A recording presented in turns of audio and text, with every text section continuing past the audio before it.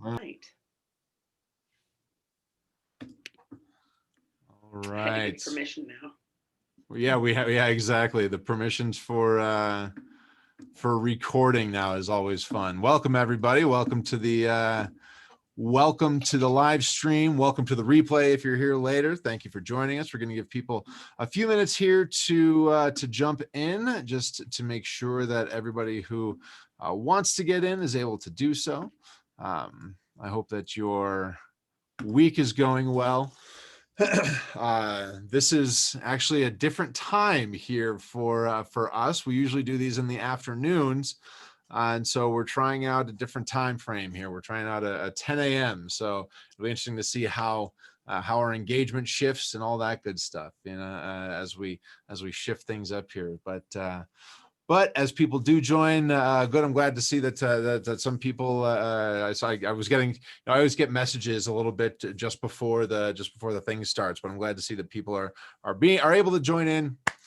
So as we get things going here, we will. This is like the awkward time when it's like the Beavis and Butthead time.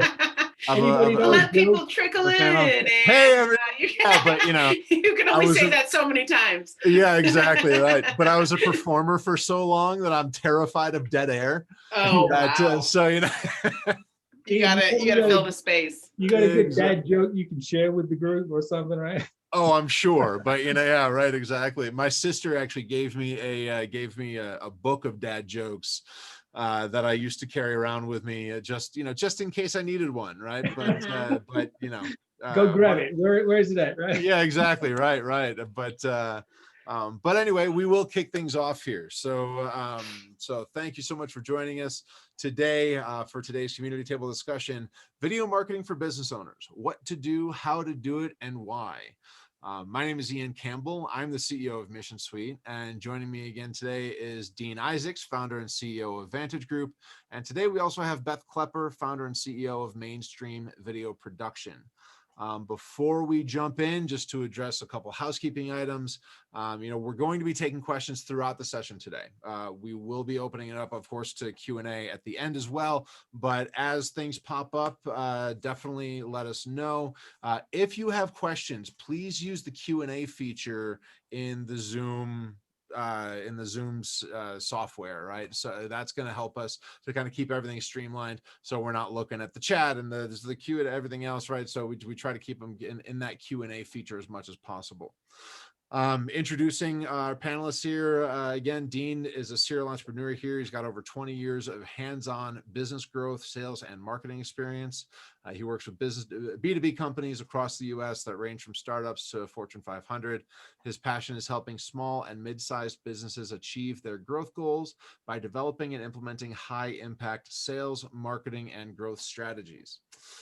Beth, who I'm excited to have with us today, founded Mainstream Video Production in 2014 after a master's in film and a decade producing live entertainment and television shows for AXS TV. With Mainstream, she's worked with more than 100 organizations and created more than 1,500 videos. Mainstream continues to help businesses increase revenue, save hours, and tell their story through video.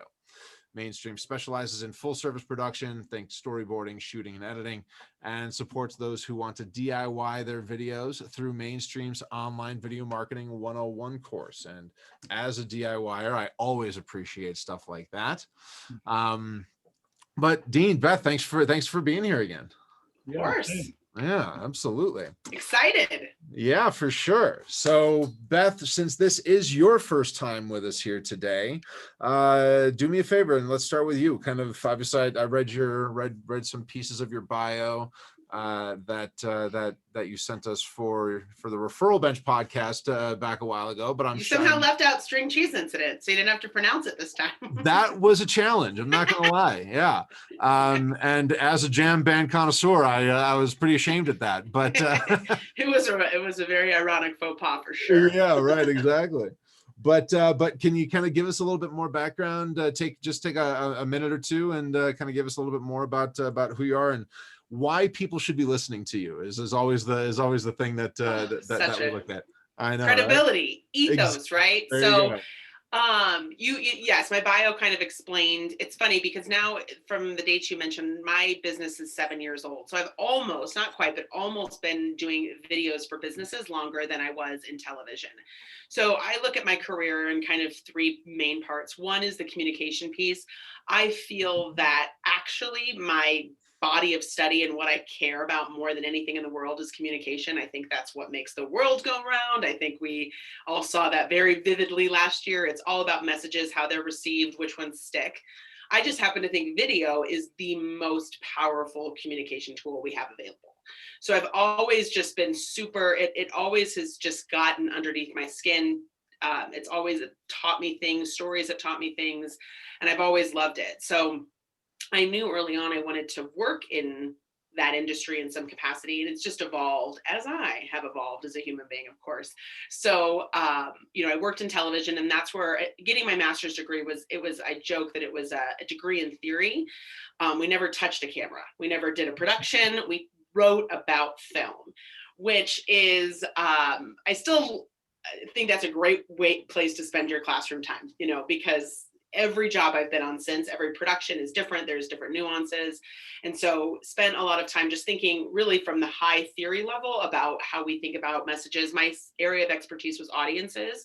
So I wrote about audiences and how we, what makes a film more mainstream than others. So it's not just a clever title for my production company. I actually was more interested in what makes something really stick and really kind of compel the masses, like a movie like Titanic, which I got a lot of slack for in film school, because that's one of my favorite movies. I'm not ashamed, but my film student comrades thought I should be ashamed.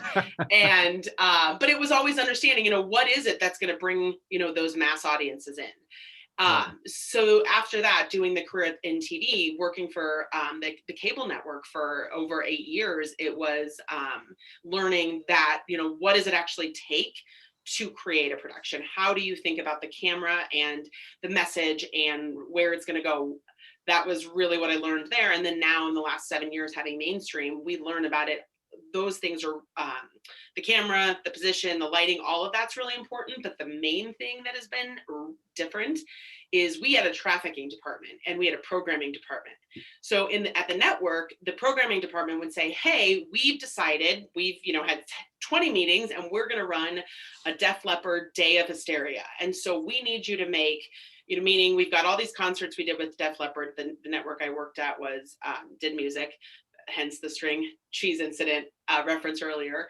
So we're going to run this whole day of all these concerts, and we're going to do little segments. We want you to produce the segments. We're going to do interviews with Def Leppard, and we're going to put 10 3-minute segments in there. So my job was to put the 10 3-minute segments in there. What's different about businesses is those 10 3-minute segments, those are all up for debate, right? Where they're at in their sales funnel, what videos you should make. Most of us don't have a programming or some of us hopefully have a marketing department or working with you guys in some capacity to get that out. But that's a lot of what the conversation is now. Yes, the camera's important. Yes, the message is important, but more important, where is that going to go and how is it going to be seen? And so that's kind of the grouping of everything and what we focus on now. Yeah, absolutely. And I'm excited to have the combination that we have here too, because, you've got kind of the general marketing and then obviously very tactical. I mean, Beth, I know I've personally gotten you going onto like a very long explanation of video in the past. Very open-ended question. Yeah, right, and exactly. I was like, I hope this is what he's looking for. No. I'm talking about like in other times, Oh, good. Yeah, Okay, we've definitely gotten into long conversations about video because it is such a powerful thing, and obviously you're you can get very tactical with it, and so I'm excited to hear kind of the exchange between the two of you. But I want to start out with just kind of a simple question. Why should I be using video? Right? Why should I be there? And Dino, kind of jump off with you here first, and then Beth, you can kind of jump in and maybe kind of you guys can muscle around for airtime. Yeah, absolutely. Yeah, I love Beth's background because it brings us such a different perspective to how I think about video. Right? So why should you use video? Because you get to put your face in front of the world. Right. At the end of the day, I really believe you think about the transaction, people buying your products and services. Companies don't buy stuff, people buy stuff. right? And they probably buy it from you as the service provider, right? And so video gets you right there in front of the world, and you can be yourself, right? Well, most of us can be this. So sometimes you need to filter a little bit, but nonetheless, you get to represent who you are, your brand in your way, right? If you have an actor represent your brand, it's going to show up differently. And then sometimes that's the way to do it. But I think at the end of the day, video is so engaging, and you can represent your brand in a way that you want. And it's become so easy to do, and it can be done easily badly, or it can be done easily well. But I think that's important. I think there are some technical sort of reasons why. Search, right? If you're trying to be found online and you don't have video that's optimized, you're not going to be found as easily, right? We all think about being found on that first page of Google's rankings. You can be on there for free at the top of the list if you create some videos that are optimized correctly, right? And if you search a keyword that you want to be found for and Google doesn't show a video on that first page, there's opportunity. That's another reason to use video. So we can spend all day talking about why, but it's just so accessible now, and it's expected. People consume more video than any other type of media. And all the social media channels, all of your outreach channels, it's just begging for video. It's easy to connect that way. And actually you can increase your visibility by using video versus just text posts or posting documents and PDFs. So there's a long list of why. And ultimately, if you use email as your marketing tool, if you have the word video in your subject line, statistics show that 19%, your open rate will increase by 19% if somebody knows there's a video associated with your email, assuming you have relationship credibility with your list. So the list goes on and on, right? So just to take it from us, do it, use video. Do it for sure.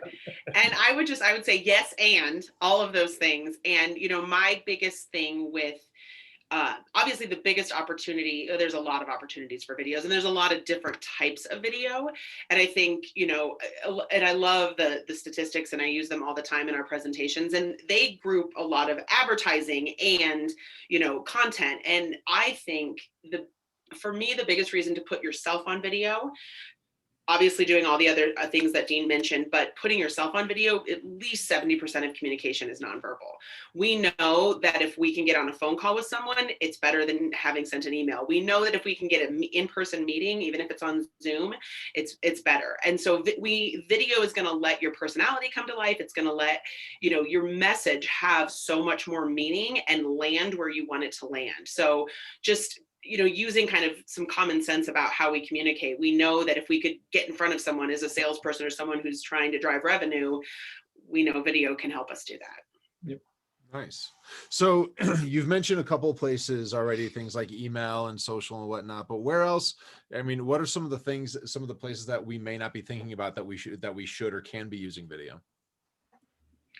The simplest way that I answer this question is anywhere you communicate digitally, literally anywhere you communicate digitally. So text messages, we've been doing this year a lot of videos for mortgage professionals.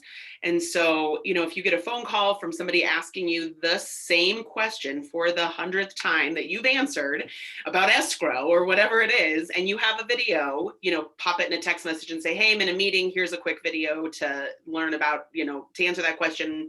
We can connect later if that doesn't, get it for you. So text messages, every social media platform, email, anywhere you're already communicating online, video can help you. Yeah, we'll get into the types of videos and where to use them, but I think that it's a supplement to all levels of communication, right? Mm-hmm. And it shouldn't be overlooked. And we'll get into some examples here in a while of how to be creative in using video. It can actually supplement or replace, like Beth said, a text or an email, and have such an impact. So I think we sometimes think about it being, well, you have to have that, company brand video, and it has to be on the homepage of our website. And we don't think any more than that. That's just the tip of the iceberg. The tip. Yeah. I mean, really, I was thinking of another thing that we used them for. I was trying to fill a workshop back before COVID, and there's this thing called Vidyard. And so I used it as instead of leaving a voicemail, like leaving a live voicemail with video and getting that, more communication. And they were, hey, Dean, love to have you at the workshop. Here's what we're doing. It was great to read, whatever, something specific to that person. So that video only was used once with that person. So there's lots and lots of different ways for sure. Yeah. So let's dive into that a little bit, because so you mentioned like anywhere that digital communication happens, right? I mean, so and we've talked about, we've done some other community table sessions on things like LinkedIn, whatnot, and there's all sorts of things that are, that LinkedIn or Facebook or what have you is doing now. You can send videos through text messages, like Beth, like you were saying, whatnot, all sorts of stuff like that, right? So, but again, if we're not, I mean, am I just doing this and saying, hey, kind of a thing, or like, what am I? Apparently not. That's a hard pass from Beth. Please no. That is the Yeah. biggest barrier, I think, is people think they have to do that. And that's like, oh, I just got to get over. And so, yeah. Right. So tell me more, right? I mean, so again, if we're supposed to be using video anywhere that digital communications are happening, what sort of videos are we, I mean, how are we doing that? Because I can't afford to put together, a 30-second spot, like super edited and, branded and all that sort of stuff, and looking super, like looking really high end for every communication that I need to do. Right. And I can't nor can I do that for, if I want to just drop a video voicemail kind of a thing. So what sort of videos can I be making for that? And, is there a way to do it so that, first of all, it's not going to cost me an arm and a leg, and it's not going to be awkward to do it? I want to just clarify, because I do not mind the iPhone. I do not mind iPhone, but the iPhone is incredible. I think where the misconception with the iPhone is people not thinking through the bigger marketing strategy and the medium and the message and what the video is actually set to do. I think people think that, because there are some people that look like they're just grabbing their phone and just saying something really quick, and it's super effective. And then there's the people that grab the phone and they didn't think about it or plan it, and it's not as effective. And so I think the difference is not necessarily in the technology, it's in the thinking through of what this is going to look like. I have a lot of answers for this. Dean, I don't know if you want to start, but I think about what videos to create first. It's kind of long for me. So you go ahead and jump in before I steal all the airtime. I think you're right on. I think it has to be thoughtful, regardless of whether it's a 10-second quick check-in video or a 3-minute fully produced thing. You have to be thoughtful. You have to understand what you're trying to achieve. And so I sort of, generically, I break it into two chunks, right? I think about personalized video, one-to-one, versus sort of like the bigger generic, if you will, right? I'm going to send this out to my audience. My audience will see this, or my potential clients. The one-to-one stuff, that really drives the power of video, right? So I think there's examples of what that might look like, but maybe I want to leave a 10-second follow-up video, voice video, video from a meeting we had, let's say, right? So it's just a follow-up, it's a recap, right? Good salespeople should always do a recap, email. What if you did a recap video, take 10 or 15 seconds? That's a very different thought process to, like selling your stuff or marketing or branding or talking about your features and all of that good stuff. So, but either way, you have to be thoughtful about the content and how you deliver it. And if I'm driving along and I'm doing this thing and it seems like it's a second thought, right? You're not really paying attention. But even if you're in your car and you're parked and you're speaking directly to that person and it's thoughtful and it's engaging, that's a heck of a lot better than driving along doing this thing, right? Plus, that's obviously dangerous. But just, I was going to say, we should probably mention legality issues with that too. Don't right? do that. Don't go for that. You will get a ticket. Yeah, right. You could say Hopefully. exactly the same thing, but it feels different to the receiver, right? To the audience. So I think just being intentional is really, really important. Definitely. And I think just practically speaking, the way that I say it can go anywhere, and that's sometimes overwhelming, right? Because that just, if that's too much, right? So one of the things that the way that we simplify it is saying, okay, let's look at that buyer's journey or your traditional sales funnel. So you've got traffic, the awareness, consideration, and decision, right? To keep it really simple. There's lots of more complicated sales funnels and buyer's journeys, but that's kind of how I look at it. People don't know about you, but they have a problem. They have a problem they want to solve. They know about you. They want to learn more. And now they're deciding if they want to pay. And I look at that too as an idea. It's an idea, service, or product. So we have a buyer's journey, even, as we go through it. And creating videos in every one of those. So every, problem or pain point you have can be a video, and those can be traffic videos, and those can be on LinkedIn. If traffic is your biggest issue, that's a great place to start. If you're a brand new business and you just want to you have no clients, or you just want to get people to know that you're out there and existing, great, make some of those videos. If you have a network and your bottleneck is more in the getting people to understand, your background, your services, exactly how you work with people, then you might want to start with some of those consideration videos and have more of a about us video that lives on your website, or here's how we onboard our clients type of video, versus a 10-minute case study. We're working with a couple customers now. We do longer case studies. 10 minutes might be too long, but depending on what it is, it might warrant it. If it's a super big ticket item, you might have to go through a lot of pieces and parts. But if they're a company that is their biggest holdup, we just have a 6-month sales cycle, and it's the decision is the biggest, obstacle. We just have we want to shorten that up. We know case studies would help, then that's a good place to start. So it's always looking at your sales funnel and where your sales funnel has the biggest bottleneck. That's where I think video can help the most. That's the simplest way I can put it. So when you say bottleneck, you mean just like just a sheer sticking point, right? So like I keep losing people between my proposal and their decision, that kind of a thing. Yep. Or the other thing, I'm glad you asked that question. The other thing is when you are seeing yourself having the same conversation over and over and over again, when you're starting to see the same sticking points and you're having to verbally explain that, you should anticipate those and create a video to do that for you. And then they'll feel even more taken care of, because not only did you answer the objection, or you kind of read their mind, you were able to say, we've dealt with this, we're on top of it, here's a video explaining that. Mm-hmm. So yeah. Okay. When you're Groundhog Daying, that's a good indication to make a video. Yeah, right. And we talk about that a lot in automation too, right? Is that if you find yourself doing the same thing over and over and over again, look for a way that you can automate that, because there's probably something that you can do, right? So same thing with the message. Say again? Same thing with the message. Exactly. Right. And so, and I know that one of the things that you and I have had a lot of conversations around is using video as a part of the sales process, right? As an effective part of the sales process. And,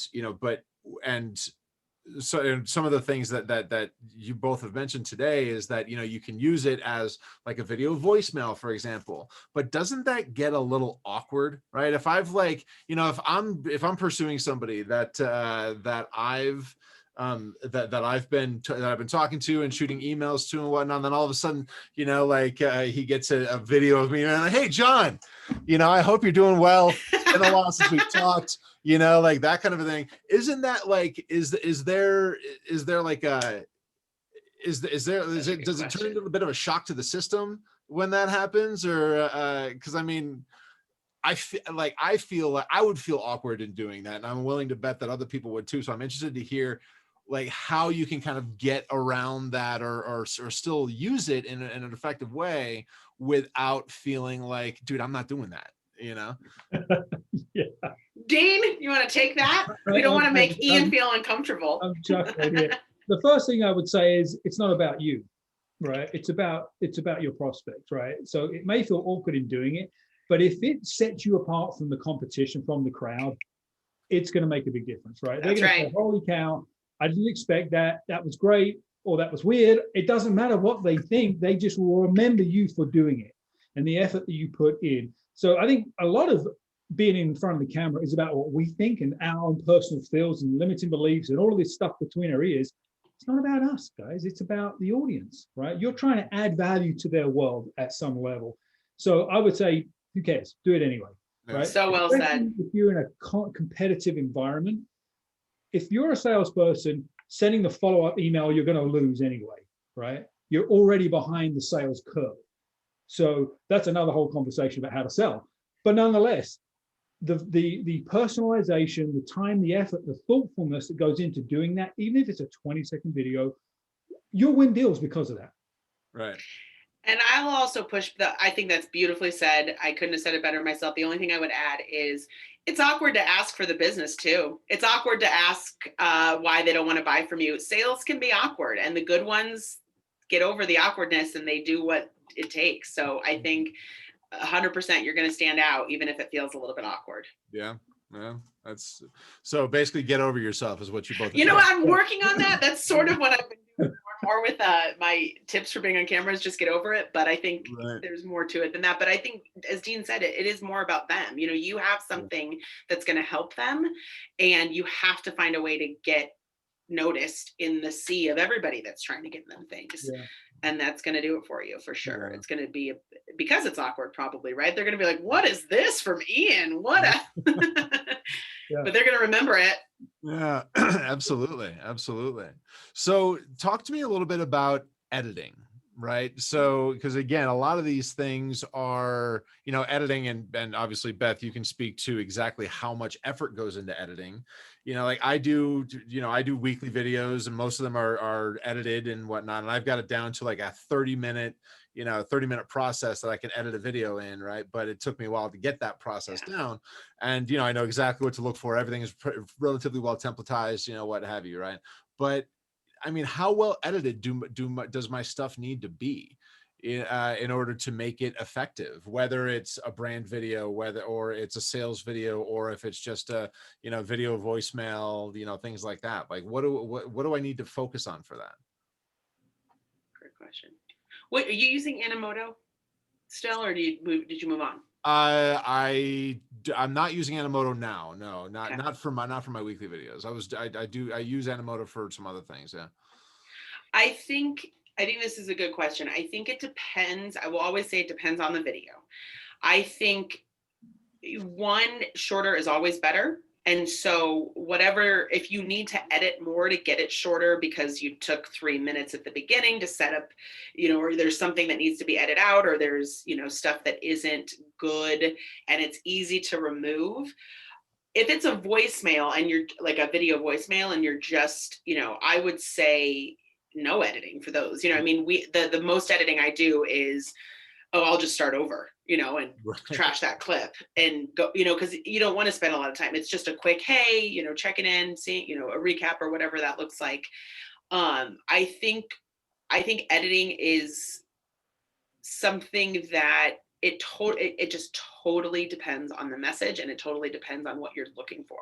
So if it's, you know, if your weekly videos are just content, what kind of editing are you doing?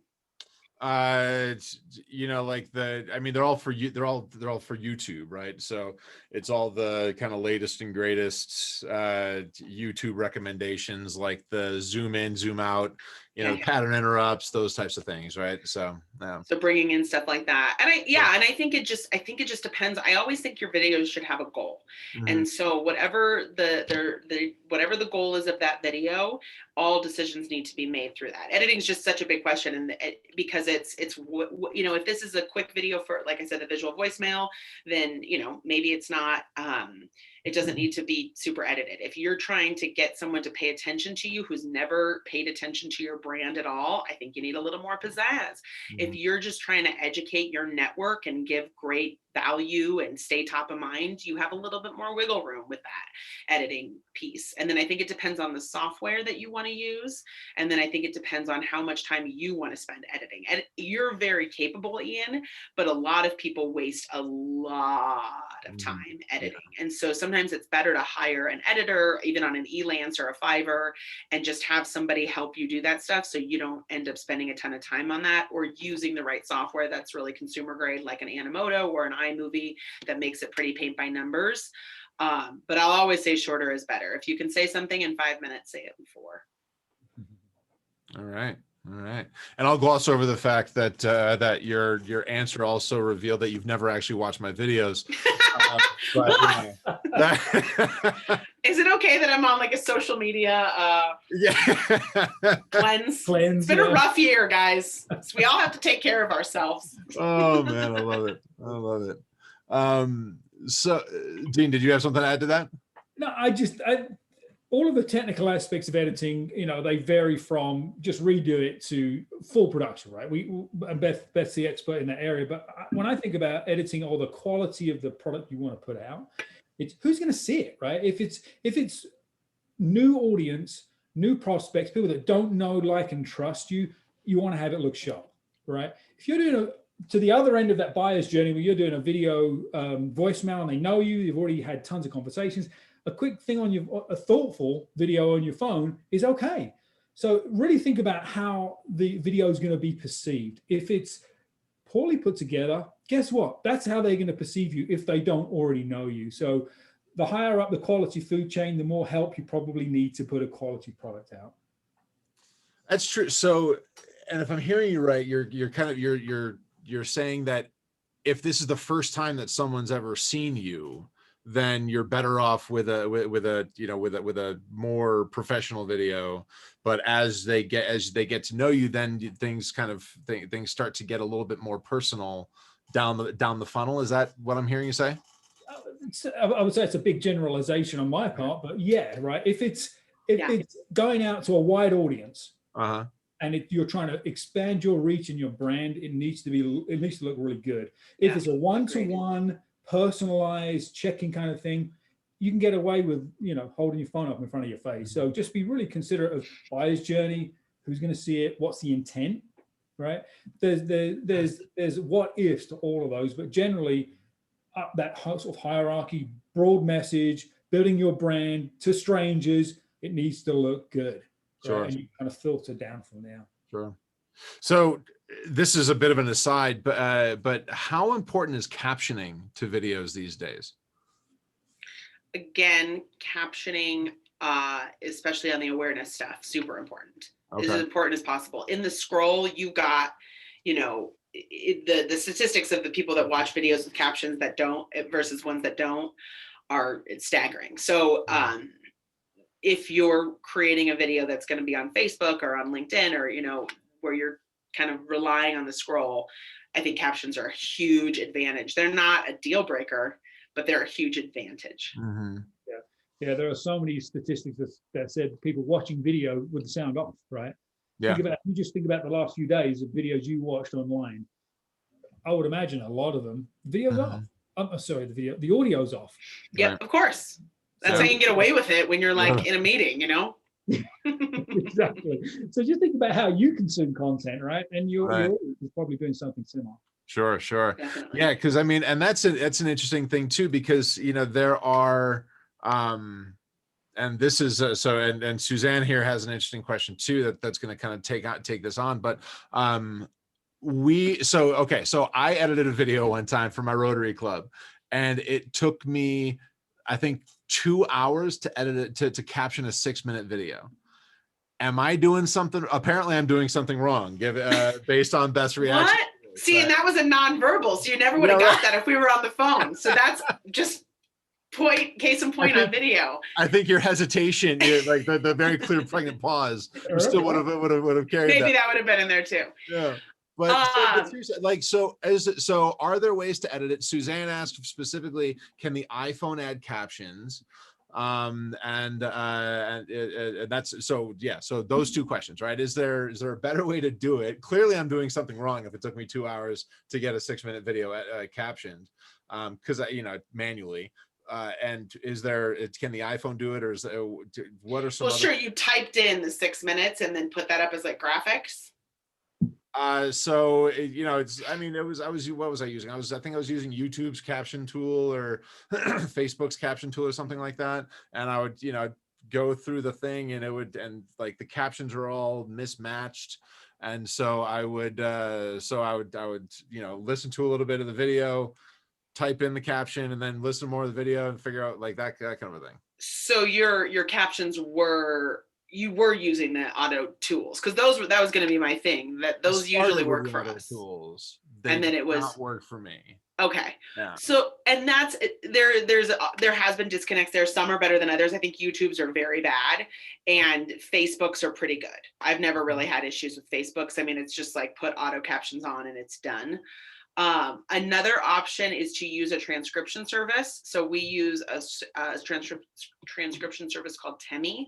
I don't know if the iPhone, to answer your question directly, I don't know if the iPhone directly does it, where you're going to load the video to. So the iPhone, you have, that's the like large video file, and you have to put it somewhere. So you have to put it on a Vimeo or on a YouTube. In a perfect world, you put it on Facebook, LinkedIn natively. So then that's where the video is, that's how it's being pushed out to people. And that's also why sometimes if you've ever tried to send a video over text, it's really small or compressed because it's not been uploaded properly. That's just a little bit of tid. If you're ever making like a anniversary video or a graduation video and everyone's sending you weird stuff, and that, don't get me started on that. But if you put it up to one of those, I think probably some are better than others in the auto caption piece. And that's a quick way to do it. But then getting the transcriptions, and then we use a different captioning service and get it done for really next to nothing. So instead of spending 2 hours, I think we spend less than $100 on our videos. So, and I'll have to check with our editor to get that quote. We have a show we're doing for PBS and we use an outside captioner. And I think it's like 40, but I want to, that was for an hour-long show. So I think there's definitely ways to do it, not manually. And it just depends. That's interesting. Because I know that iPhone has like clips or something like that now. And I think that does caption. You might, yeah. Yeah. So it's, I mean, just to answer that Suzanne's question, it's something that's worth looking into, because it's a native Apple app too. So. Yeah, and they definitely have some editing software. I mean, the iMovie's right on there. I bet you that's a good question. I will follow up on if the iMovie can caption straight from your phone. Awesome. But you probably have to put it in some app. I'm pretty sure you can't do it without the help of our apps. Yeah, right. Dean, do you have anything to add there? No, I think we got it right. And you can literally just Google captioning apps. Some are better than others. Some are free. Some will give you a minute for free and then you pay. There's lots of options to stop you having to key it all in. Cool. So Dave here is asking about awareness videos. How many minutes on average should they be? With awareness videos, okay, so this is what I know from the internet, and I would love to hear Dean's. 2 minutes is the sweet spot for all video. Like that's kind of the magic number. That said, I always think awareness videos need to be a minute or less, even shorter. That's my take, because you haven't earned anything more than a minute. That's the point, right? Yeah. If it's longer than, let's say it's longer than 2 minutes, then you're probably trying to cover too much.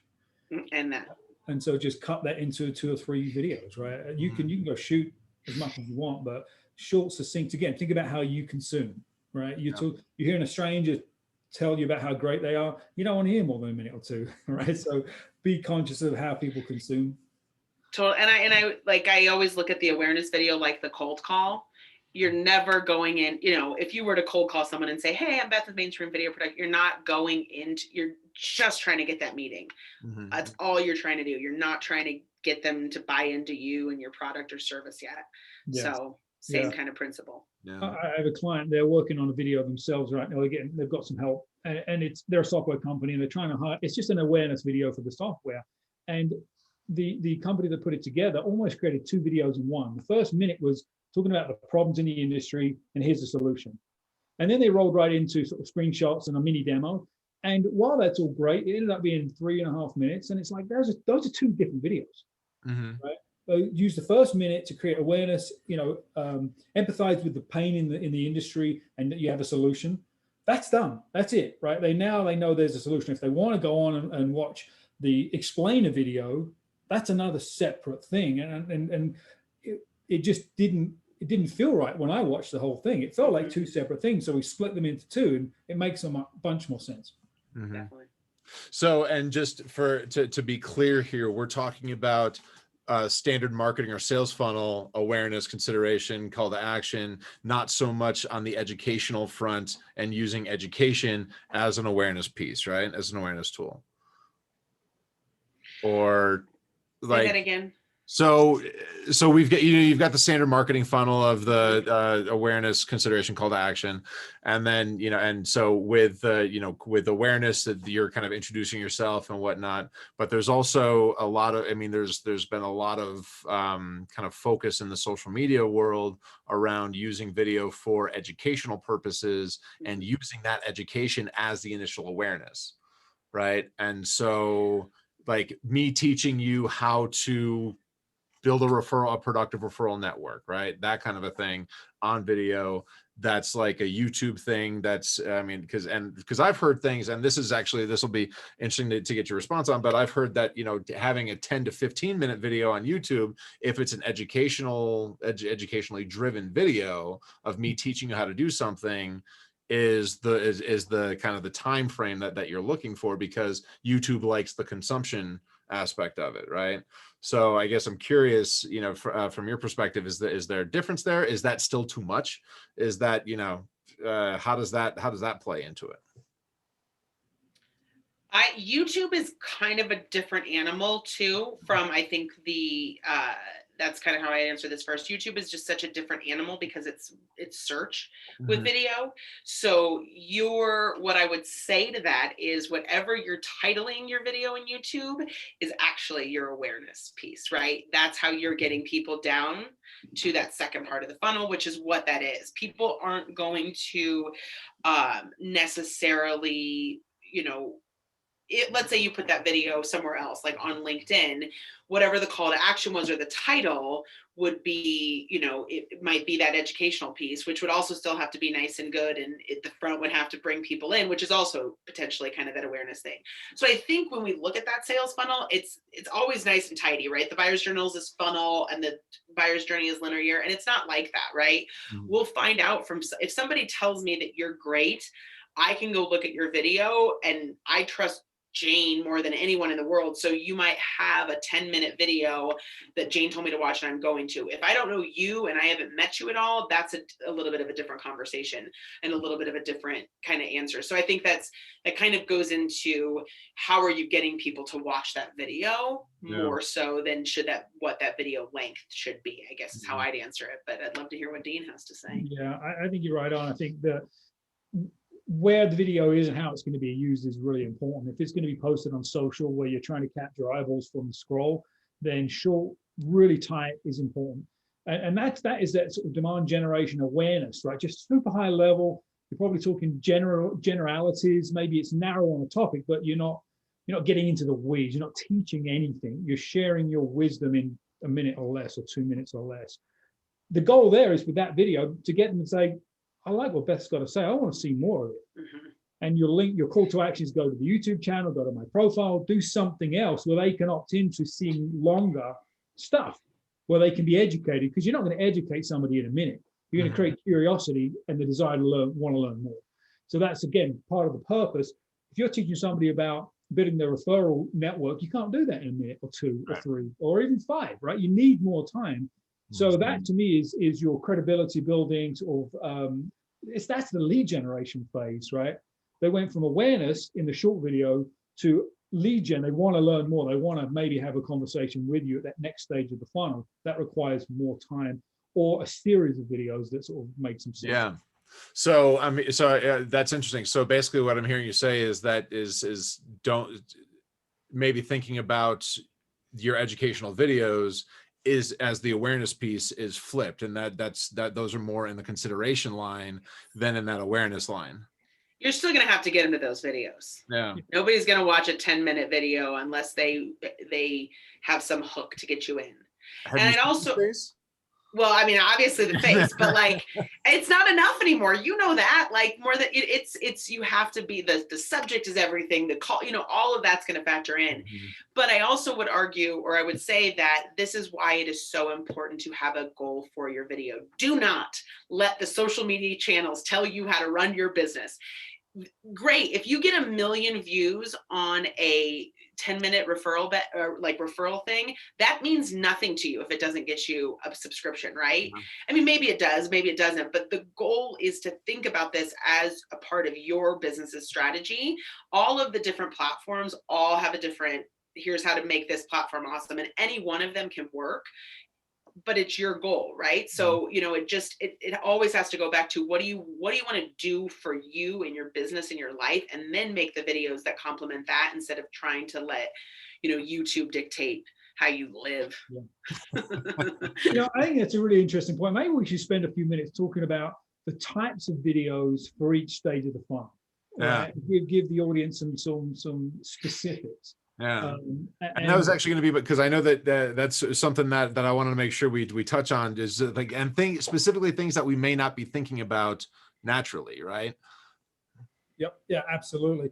And I think generally speaking, when we think about video, we're thinking marketing primarily. Usually, the world, our business owners when they think video, they typically think marketing. But we've obviously talked about how video is really powerful throughout the whole buyer's journey, all the way through to the close, and actually client engagement and upselling and growing your account base and all that. You can use video at any point in your business, but typically people tend to flip the switch and think lead gen, awareness, marketing stuff. And so I think that's probably pretty well spoken to. You know, the top of the funnel, broad topics, short, get them into your world. Then you start to deliver shorter, more specific videos that have a call to action and move them to the next stage, right? So that I think we've talked about quite a bit, but I don't know, Beth, what do you think about effective calls to action to move people using video to the next stage of the buyer's journey? I think so. Just to kind of answer that, what, like in the awareness video, I think awareness videos are about pain points. I think they have nothing to do with your company. I think they're about, you know, people don't care how much you know until you know how much they care. That old adage. I think that's what your awareness videos should be. So for you know, whatever that looks like for your business, you know what people who have the problem that you solve, what they're feeling, getting really like in touch with that feeling. Like it feels like this when you have 1 million customers, or you have a ton of people in your network, but you're not able to stay in front of them because it's just taking too much time. And it's frustrating because you know that there are people that can, you know, that want to hear from you, and you have things to say, but you haven't been able to figure out how to automate it. I'm using Mission Suite here, if you guys, my script on the fly isn't great, but you get where I'm going with that. Like, not talking about here's the software that does this. No, here's the pain of not getting back to all these people you know you need to be following up with, and you know that that's going to change your business.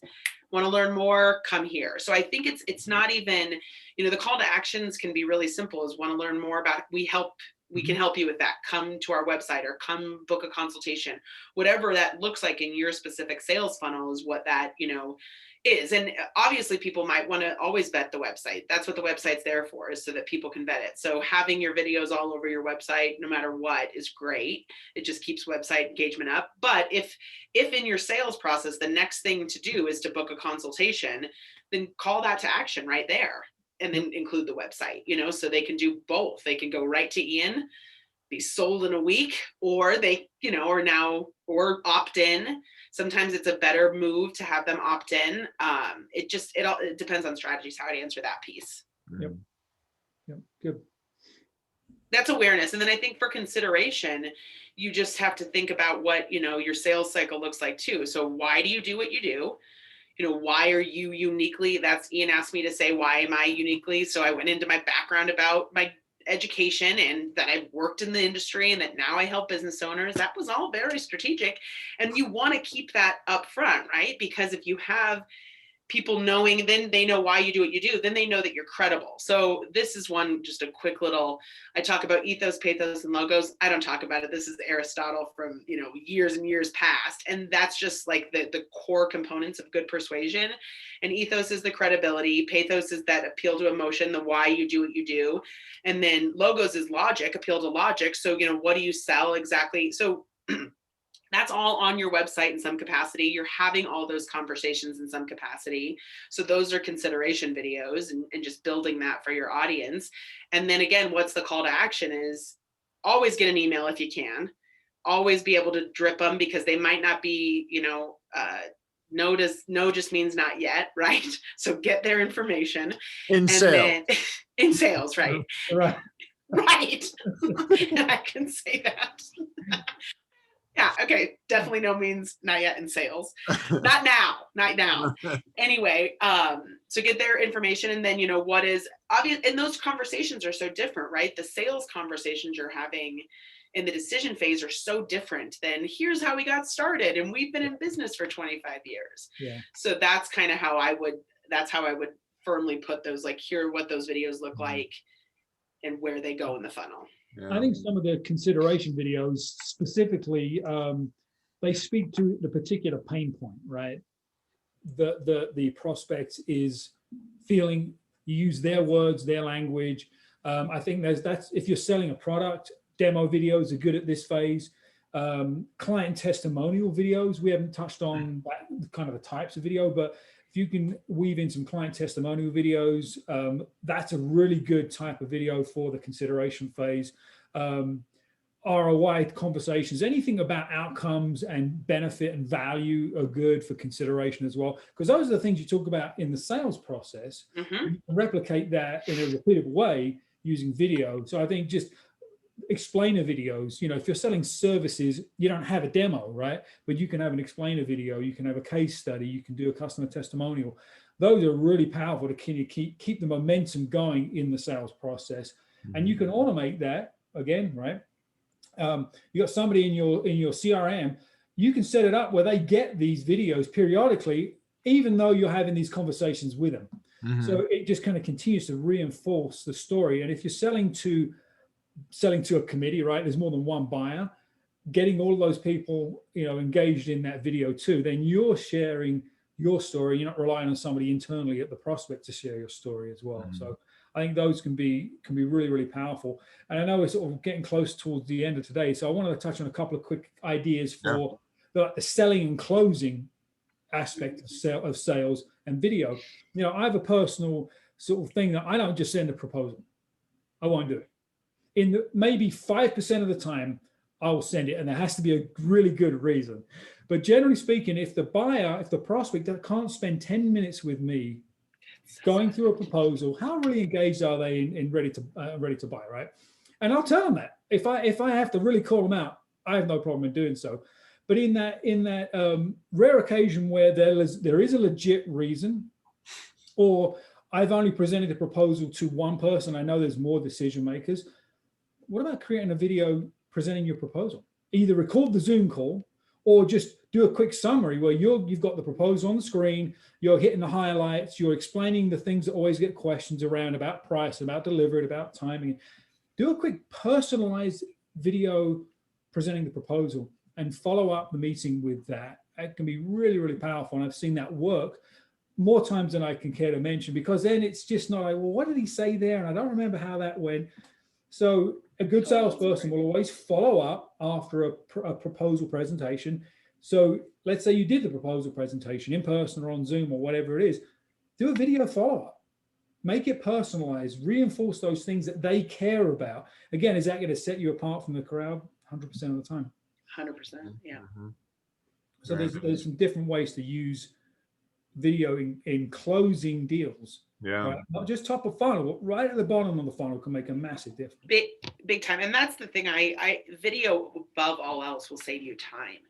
It absolutely can convert, Nick. But if you know that you're having, go back to that Groundhog Day analogy, if you are having the same conversations, you know what the questions are, you know what their pain points are going to be. If you can anticipate those and send them a video, where they can watch it passively and not have to feel like, a salesperson is talking to them, that's going to be huge. Well, then that next step is the onboarding, right? Assuming you did your thing and you closed the deal, you've probably got the same questions you answer with onboarding, right? Here's the next 3 things you need to do, or here's how this is going to go, or here's what you need to prepare for our first kickoff meeting. Create a video, either one that you can use over and over again, or maybe it's a custom one, right? If you're in consulting, a lot of times there's nuances to every project kickoff. So just create a quick custom video that can be shared amongst their team. And again, it's one more level of personalization and differentiation that validates, all right, we went with the right firm. There's no buyer's remorse. So I think there's a lot of opportunity there. 100%.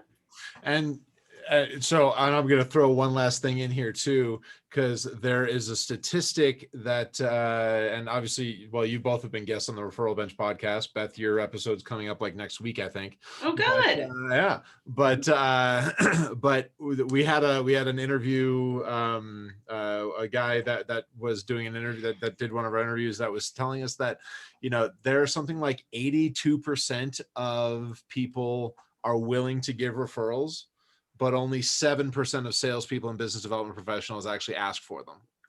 Right. And exactly right. And so, and a lot of times, and there's a lot of reasons, there's a lot of head trash that goes into that and whatnot. But I mean, again, if you can kind of encapsulate that in a video and just be like, hey, listen, because there's never a better time, right? Talk about onboarding. There's never a better time to ask for a referral than when somebody's pretty stoked to be working with you. Mm-hmm. And hopefully that's shortly after they sign the deal.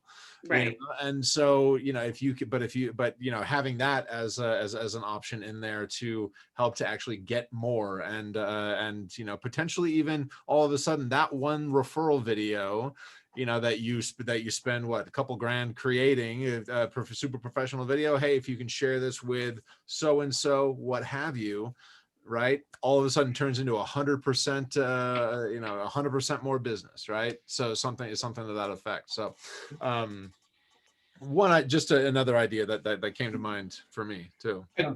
Absolutely. That's a great idea. One video I don't have that I might. See, there you go. Right. There you go.